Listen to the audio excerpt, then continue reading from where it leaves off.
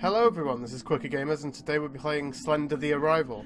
Slenderman's had a bit of media exposure over here in the UK lately, so we're going to discuss that briefly at the start of the video, and then I'm going to try and collect all 8 pages. I'm not very good at this, because I'm pretty skittish at the best of times, and this game is one giant jump scare. Let's go. Okay, so I'm going to talk about this at the start of the video because otherwise it's going to get really noisy and I'm going to get very skittish and you won't understand a word I'm saying. In the media have been talking about the new documentary which is out soon or is coming out in a media festival very shortly called Beware the Slenderman. You might have heard it. If you've not heard about it, it's based on a case that came up, what happened a couple of years ago now, 2 years ago in fact. In June 2014, two 12-year-old girls in Wisconsin stabbed one of their classmates 19 times and claimed that they did it because Slenderman told them to do it. And if they didn't do it, Slenderman would kill their families. And the girl survived, miraculously, considering it was 19 times that she got stabbed. But, yeah, it was a horrible thing to have happened, and, yeah. They're being tried as adults. I think it's still going on. They've recently been appealed. But they're being tried as adults because in Wisconsin, anything like this, any murdery kind of crimes, all children are tried as adults. So even though they're 12-year-olds and they would normally go to a sort of juvenile correction facility, they're getting tried as adults, so they go to prison, and they could go to prison for a very long time. Up to 45 years, in fact. And the media just snaps this stuff up. Anything that's even loosely related on things they don't understand, they just love. Anything that makes things look awful that they don't get, they'll just run with it.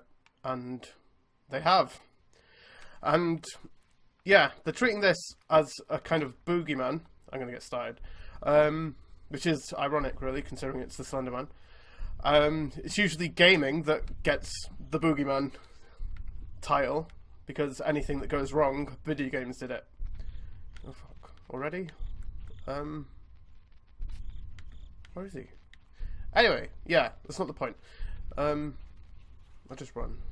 Oh shit, there he is. Okay, anyway. Yeah, right now documentaries like this are really, really popular because of things like Making a Murderer, that sort of thing. Sort of just crime documentaries. They're really good, they're really interesting, I enjoy them. And unlike most normal crime documentaries that are being done lately, like Making a Murderer, it's known at the start of the documentary that these girls are guilty. They did it, they've said they did it, so it's not a case of who did it, who done it, whatever you want to say. They did it. So it's different in that case. So I think it's just the way it's being portrayed in the media is kind of negative in the sense that it's damning alternative media if you consider stuff like creepypastas and games and all that stuff that isn't mainstream media as alternative media. Then yeah, it's making it look really bad. 2 pages. And yeah, it's being sensationalized massively. And they often do this. Like, if some murderer does something terrible, like kill a bunch of people, and they played stuff like Call of Duty or Grand Theft Auto, they'll say, oh, they played the games are brainwashing them, the games are making them violent, blah, blah, blah, blah, blah, blah, blah. And yeah, I get it, I understand that it could maybe have some effect on these people, but it's not the only determining factor. I'm sure a lot of you would understand or believe. Agree is the word I'm looking for. See, I'm already getting my words mixed up because of this fucking man. Yeah, these people just, they grew up, they didn't have games, they don't like games now, they don't understand games, so anything goes wrong, they blame it on that. And it's like, back in my day, there were no games and nobody got murdered. And I don't think that's really the case. And, where am I? Oh my god. No. yeah. So that's been happening, and it's been going on for a little while. I mean, people knew this documentary was coming out, but it's very recently just come out on the radio. It got the director got interviewed on the radio over here earlier in the week, and yeah, it's interesting. I'm sure it'll make a very good documentary, but yeah, I don't think it portrays the community that likes this sort of thing in a particularly favourable light, because they're going to think that everyone that likes creepypastas are murderers or crazy people, which is only true for maybe like 50 or 60% of us, I think. And yeah, so that's the nitty gritty of it. I'm wasting so much time. I've got 4 though, that's not bad. 3. Anyway, I've run around this thing like 1,000 times, so I'm going to move. And whilst we're on the subject, I love creepypastas. I love horror games, I love creepypastas, all that. It's fantastic. It's really, really cool. I don't enjoy playing them all that much, but yeah. The thing that struck me about the interview lately was that the director, God bless her soul, got the mythos wrong on Slenderman. She claimed in the interview that Slenderman kidnaps and murders children, which is not true. As far as I'm aware, I'm quite familiar with the Slenderman mythos, and in most iterations that I've seen, he doesn't kill children at all, ever. He doesn't kill children. He kidnaps them, but he doesn't kill them. He kills adults. So what the girls said in their statement holds true. They obviously know they're creepypasta, but it doesn't look like the director's done a great deal of research, which is good. It's what you want if you want something being portrayed in a particularly negative light. It's good that the people that are portraying it have not really looked into it all that much, so that's cool.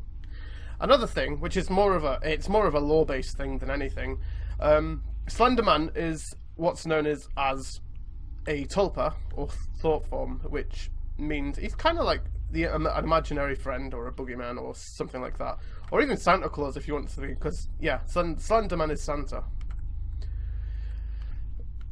The short... Why am I back here? It's because I'm getting chased by a tall man. No, anyway, I'm getting off topic. Yeah, tulpas and thought forms gain power by having people believe in them, having their story told. The more people believe in them, the more powerful they become. No people believe in them, they don't exist. It's kind of an interesting concept, really. Philosophically, it like debunks religion. So if enough people believe in a god, so God, Allah, whatever, then he'll exist because enough people believe in him. He'll take form, blah blah blah blah blah. Where am I going? I'm wasting so much time. So yeah, so you've got this spooky, scary monster, and he is powered by people's beliefs and emotions and fear and all that scary stuff. So what would we do? What can we do? Let's make a documentary and show it to the world, and then everyone will believe in the Slenderman, and he'll get really strong, and then he'll come into real life and he'll murder everyone. I think that's an interesting way of thinking about it. I think that in itself would make kind of an interesting creepypasta, a bit of a fictional story where, oh, we made this documentary about this fictional character, and now things are happening all around that seem like he's doing it. So yeah. Anyway, that's my thoughts on the matter.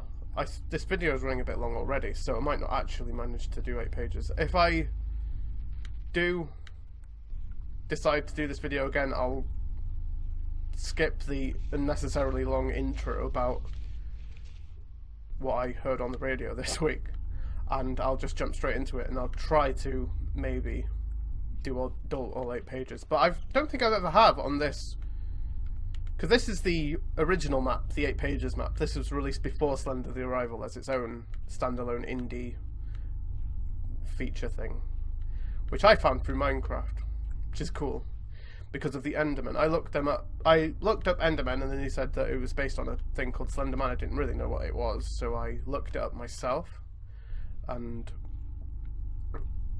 said, "Oh, it's a creepypasta man." And then I found Marble Hornets, and I love Marble Hornets. I think it's so good. It's so well made, especially for a YouTube series. They could easily make that into a film.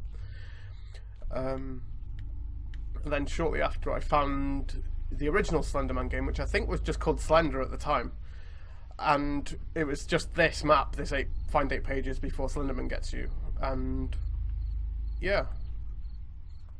This was released on Slender the Arrival as a sort of Easter eggy homage to the original source material, and it's great. But I've finished Slender the Arrival with someone in the room because I hate horror games. Playing them on my own is the worst. And